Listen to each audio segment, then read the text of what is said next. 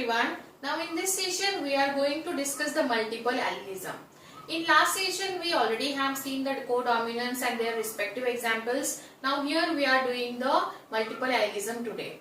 So now multiple allelism means, what is the meaning of multiple allelism? Multiple means many, more than two, and alleles means we already have seen. So now in case of multiple allelism, we again have to consider the ABO blood grouping system. So example is ABO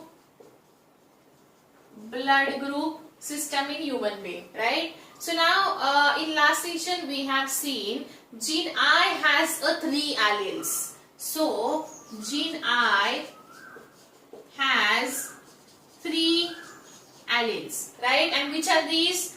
IA, IB, and this is the small I, or you can say this is the condition. You can write small I or capital I and 0. So yes, now see, gene I has 3 alleles, and we also have seen these two are dominant. Capital में लिखा है तो dominant ही होगा. These two are dominant, और ये single जो है this should be a recessive one, right? So now this single I has a 3 alleles, and we have to find out how these 3 alleles are responsible for giving us the blood groups. So blood group means we just write here blood group. How many blood groups are there? Types of blood groups are there. A, then उसके बाद होगा again then next would be a B, then next would be a AB, and then finally O, right? So these are the blood groups, possible blood groups in human race. 4 blood groups. So these are called as phenotypes. Now this is blood group A, right? So blood group A के लिए हमको इन तीनों में से, मैंने जैसे last session में भी बोला था आपको, इन तीनों में से we have to take 2 alleles from this. तीनों में से हमको 2 कंसिडर करने पड़ेंगे when we actually plot a cross. But then क्यों करने पड़ेंगे? Because we are a diploid organism, and diploid है इसलिए हमको हर एक चीज एक पेयर में कंसिडर करना पड़ेगा. So when we talk about this A blood group, तो हमको A blood group कौन से basically genotype से मिल सकता है? So we'll write here their genotypes. एक तो हमको ये करेंगे, दोनों भी dominant होंगे, homozygous dominant. In that condition we'll be able to get A blood group. और दूसरा कंडीशन क्या हो सकता है? This IA और this is. So this is the condition for blood group A. These 2 conditions are giving us the blood group A. Like this is the homozygous condition, this is the heterozygous condition for blood group A. So मैं यहाँ लिख रही हूँ, ये जो है हमारा, ये होमोजाइगोट है. This is homozygous condition and this is heterozygous condition, right? So that doesn't affect the blood group. हमको ultimately blood group A ही मिलने वाला है, right? Same in case of B. B के लिए हम IB, IB and IB and I. So this is also homozygote or homozygous, and this is heterozygous. So इसका मतलब ये है हमको ब्लड ग्रुप बी के लिए भी 2 पॉसिबल जीनोटाइप्स मिलते हैं यहाँ, ठीक है? So ये phenotypes हो गए. These are the genotypes. Now we'll find out for A and B. So इसके लिए हमको possible एक ही genotype मिलेगा because they both are dominant and this is the heterozygous condition for blood group AB. So now in that condition we only get the AB blood group, and here this is this condition. So now अगर हम phenotype या blood group को count करेंगे तो we have how many blood groups or phenotypes? 4 phenotypes.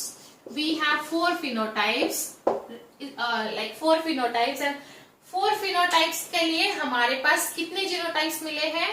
We have 1, 2, 3, 4, 5, 6 मिले हैं. So 4 phenotypes is equal to 6 genotypes.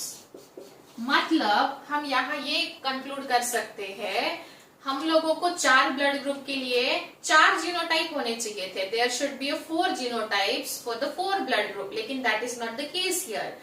For 4 blood groups और phenotype we have a 6 genotype. इसका मतलब ये है gene I is responsible for giving us the multiple characteristic, or you can say the multiple forms of a gene. So gene I is responsible for giving us these many blood groups, 4 phenotypes and 6 genotypes. ये किसकी वजह से possible हुआ? Gene I. मतलब इसका मतलब ये है मल्टीपल एलिलिज्म, मतलब एक जीन हमको बहुत सारे कैरेक्टरिस्टिक रिप्रेजेंट करने में हेल्प करता है. Multiple allelism means more than 2 forms of a gene can be formed on the same locus of a single chromosome. Means like हम लोगों को एक जीन जो है, एक ही gene can gives us the number of phenotypes, and this is the multiple allelism. This is the best example to remember 4 phenotypes and 6 genotypes. So now this is how it is. इसको अच्छे से लिख के रखिए. And the another example of multiple allelism is Drosophila.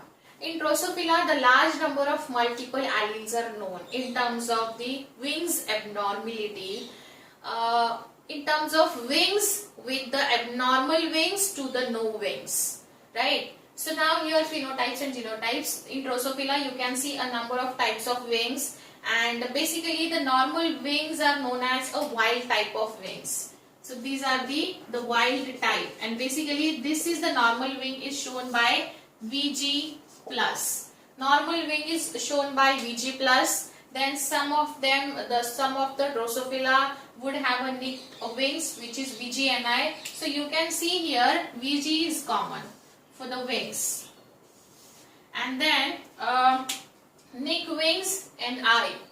Then notched wing and O, notched wing. Then strap wings for the St, and vestigial wings only Vg. There is a condition in Drosophila, there is a no wings also. So no wing condition is also there, which is just called as just stumps. Just stumps, and because of only one allele is there. So because of this, only one allele is there in that condition. So just remember, this is the table given in the state board book. In Drosophila, basically it's the best example to remember in multiple allelism because it has got number of types of wings, and this is Vg plus, which is a normal wing, and rest you can see some of them are nick, some of them are notched and strap and vestigial wings. So Vg is common, and but their respective genotype is different from the respective phenotype. That is the best example to remember again in the multiple allelism.